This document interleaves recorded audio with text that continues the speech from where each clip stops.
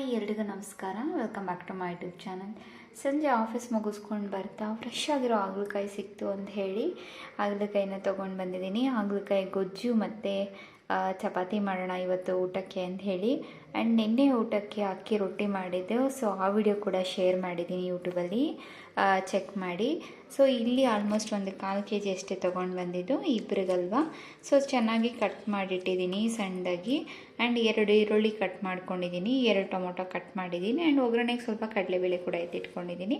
So ಈ ರೆಸಿಪಿನ check ಮಾಡಿ, ನೀವು ಏನಾದರೂ ಇಷ್ಟ ಆಯಿತು ಅಂತ ಹೇಳಿದ್ರೆ ಚಪಾತಿ ಜೊತೆ ಟ್ರೈ ಮಾಡಿ. ಆ್ಯಂಡ್ ಇವತ್ತಿದ್ರ ಜೊತೆ ನಾನು ಚಪಾತಿ ಕೂಡ ಮಾಡ್ಕೊಳ್ತಾ ಇದ್ದೆ. ಆ್ಯಂಡ್ ಈ ಕಡೆ ಬಂದು ಆಲ್ಮೋಸ್ಟ್ ಎಣ್ಣೆ ಕಾಯಕ್ಕೆ ಇಟ್ಟಿದ್ದೀನಿ. ಸೊ ಒಗ್ಗರಣೆ ಸ್ಟಾರ್ಟ್ ಮಾಡೋಣ.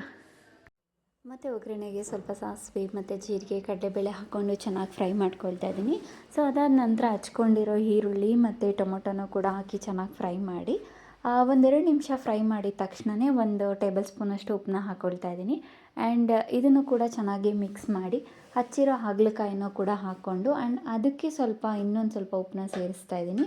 ಸೊ ಉಪ್ಪನ್ನ ಸೇರಿಸಿ ಚೆನ್ನಾಗಿ ಮಿಕ್ಸ್ ಮಾಡಿ ಒಂದು ಅರ್ಧ ಲೋಟದಷ್ಟು ನೀರು ಹಾಕ್ಕೊಂಡು ಬೇಯಕ್ಕೆ ಬಿಡಬೇಕು. ಒಂದು 5 to 10 ಮಿನಿಟ್ಸಲ್ಲಿ ಹಾಗಲಕಾಯಿ ತುಂಬ ಚೆನ್ನಾಗಿ ಬೆಂದಿರುತ್ತೆ.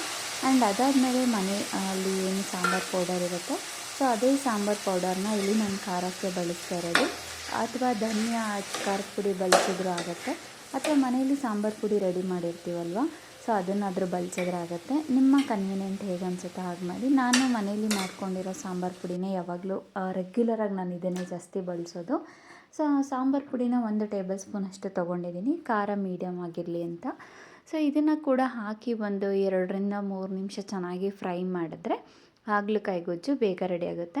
ಆ್ಯಂಡ್ ಹಾಗಲಕಾಯಿನ ಕಟ್ ಮಾಡೋದು ಒಂದು ಕಷ್ಟ. ಏನಕ್ಕೆ ಅಂತಂದರೆ ಅದು ತಿರುಳು ಸ್ವಲ್ಪ ಗಟ್ಟಿ ಇರುತ್ತೆ. ಸೊ ಅದೊಂದು ಲೇಟ್ ಆಗುತ್ತೆ ಅನ್ನೋದನ್ನು ಬಿಟ್ಟರೆ, ಸೊ ಈವ್ನಿಂಗ್ ಆಗಿರಲಿ ಅಥವಾ ಮಾರ್ನಿಂಗ್ ಬ್ರೇಕ್ಫಾಸ್ಟ್ಗಾಗಿರಲಿ ಚಪಾತಿ ಜೊತೆ ಒಳ್ಳೆ ಕಾಂಬಿನೇಷನ್ ಕೂಡ ಆಗುತ್ತೆ. ಸೊ ಟೊಮೊಟೊ ಬದಲು ಇಲ್ಲಿ ಹುಣ್ಸೆಹಣ್ಣು ರಸ ಕೂಡ ಹಾಕ್ಕೊಳ್ಬೋದು. ಬಟ್ ನನಗೆ ಹುಣ್ಸೆಹಣ್ಣು ಅಷ್ಟು ನಾನು ಯೂಸ್ ಮಾಡಲ್ಲ ಮನೇಲಿ. ಸೊ ಹಾಗಾಗಿ ನಾನು ಇಲ್ಲಿ ಟೊಮೊಟೊನ ಜಾಸ್ತಿ ಬಳಸ್ತಾ ಇದ್ದೀನಿ. ಮತ್ತು ಟೊಮೊಟೊ ಬಳಸಿಲ್ಲ ಅಂದರೆ ಹುಣ್ಸೆಹಣ್ಣಿನ ರಸ ಹಾಕ್ಕೋಬೋದು, ಅಥವಾ ಒಂದು ಟೊಮೊಟೊನ ಹಾಕಿ ಸ್ವಲ್ಪ ಹುಣ್ಸೆಹಣ್ಣಿನ ರಸ ಕೂಡ ಹಾಕಿ ಮಾಡ್ಬೋದು. ಅದಾದಮೇಲೆ ಇದ್ರ ಜೊತೆಗೆ ಚಪಾತಿ ಮಾಡೋದಕ್ಕೆ ಕೂಡ ರೆಡಿ ಮಾಡ್ಕೊಳ್ತಾ ಇದ್ದೀನಿ.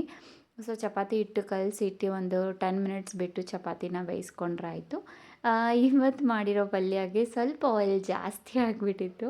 ಸೊ ಹಾಗಾಗಿ ನಾನು ಅದನ್ನು ಬೇಯಿಸೋದಕ್ಕೆ ನೀರು ಕೂಡ ತುಂಬ ಕಡಿಮೆ ಹಾಕಿ ಬೇಯಿಸಿದ್ದೆ. ಅಥವಾ ನೀವು ನೀರು ಹಾಕೋಕ್ಕೆ ಇಷ್ಟ ಇಲ್ಲ ಅಂತಂದರೆ ಹಾಗಲಕಾಯಿನ ಸ್ಟೀಮ್ ಮಾಡಿ ಕೂಡ ನೀವು ಪಲ್ಯ ಮಾಡ್ಕೊಳ್ಬೋದು. ನಿಮ್ಮ ಕನ್ವೀನಿಯೆಂಟ್ ಹೇಗೆ ಅನ್ಸುತ್ತೆ ಹಾಗೆ ಮಾಡಿ. ಸೊ ನಾನು ಅದನ್ನು ಕೂಡ ಟ್ರೈ ಮಾಡಿದ್ದೀನಿ, but it's waste of time ಅಂತ ನನಗೂ ಅನಿಸಿದೆ, ಮತ್ತು ಸುಮ್ಮನೆ 2 ಪಾತ್ರೆ ಅಂತಲೂ ನನಗೂ ಅನಿಸಿದೆ. ಸೊ ಅದಾದಮೇಲೆ ನಾನು ಇಲ್ಲ ಒಗ್ಗರಣೆಗೆ ಒಂದು ಸಲ ಬೇಯಿಸ್ಕೊಳ್ಳೋಣ, ಬೇಯುತ್ತೆ ಅಂಥೇಳಿ ಈ ಥರ ಮಾಡೋಕ್ಕೆ ಸ್ಟಾರ್ಟ್ ಮಾಡಿದ್ದೀನಿ. ಮತ್ತು ಹಾಗಲಕಾಯಿ ಗೊಜ್ಜಿಗೆ ಎಣ್ಣೆ ಸ್ವಲ್ಪ ಜಾಸ್ತಿ ಆಗಿತ್ತು.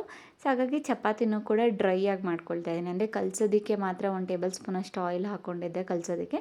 ಸೊ ಬೇಯಿಸೋದಕ್ಕೆ ಯಾವುದೇ ರೀತಿ ಎಣ್ಣೆನ ಹಾಕ್ಕೊಳ್ತಾ ಇಲ್ಲ, ಸೇಮ್ ತವ ಮೇಲೆ ಹಾಗೆ ಬೇಯಿಸ್ಕೊಳ್ತಾ ಇದ್ದೀನಿ.